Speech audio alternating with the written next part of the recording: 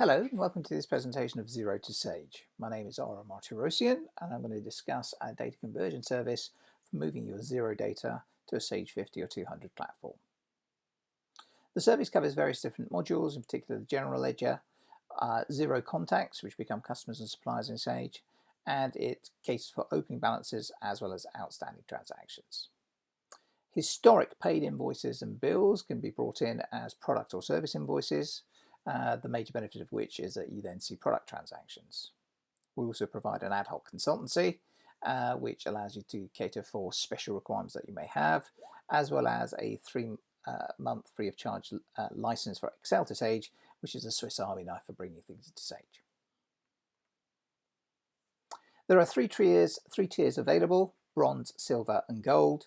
In summary, bronze allows you to bring in opening balances, silver allows you to bring in opening balances and transactions for this financial year, and gold allows you to bring in transactions for the current and previous financial year for sales ledger, purchase ledger, products and general ledger.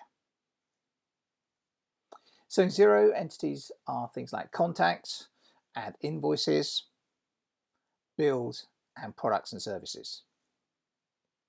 Those are then converted into Sage entities.